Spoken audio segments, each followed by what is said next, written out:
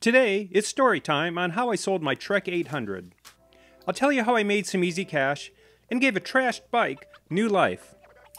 I'll tell you how the build videos performed on YouTube and how much YouTube paid me as a small YouTube creator. I bought this Trek 800, or most of a Trek 800, on Facebook Marketplace a few months ago. The seller had it lying around his garage and thought he'd try to sell it instead of tossing it in the trash. I pulled the trigger and brought it home. After inspection, I found it was in worse shape than I had thought. The seat post was stuck, the brake pads were wore out, and the overall condition of the paint was poor. I was thinking I may have made a mistake buying this project. The bike fought me every step of the way during disassembly. I even had to resort to physical violence.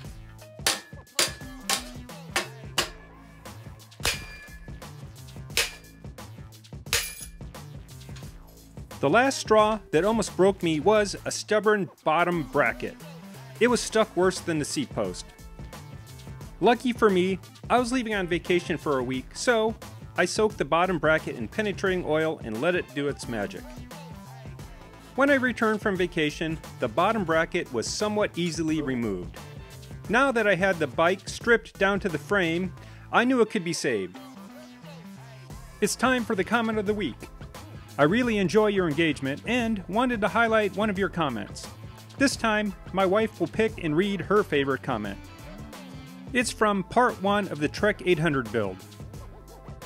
Daniel Larson 3068 says, "Suspense. Will the penetrating oil do its thing on the bottom bracket? Will the Value Bike Advocate mess up the bottom bracket threads? Can this bike be restored for another 40 years of operation? Internet shows these bikes go for $150. A little fix-up can give one a lot of value." Thanks, Daniel. I'm glad I had you and others in suspense. Thank you for your engagement. So, let's review the costs. I'll put a running total up on the screen. The bike was $25 from Facebook Marketplace. The wheels and tires were from my parts bin for $0. I had to replace the rear derailleur, $0 from my parts bin. The bottom bracket was from my parts bin as well for $0. The seat was from my parts bin for $0. The new chain was $17. The seat clamp was $6. The new grips were $6. And the cable and cable housings were $11. That's a grand total of $65 to save this bike. I listed the bike on Facebook Marketplace for $125 and waited almost 2 weeks before an interested buyer contacted me. We arranged to meet the next day. The buyer works long hours and I wanted him to see the bike in the daylight, so we arranged to meet at his place of employment. He was looking for a bike to commute to work.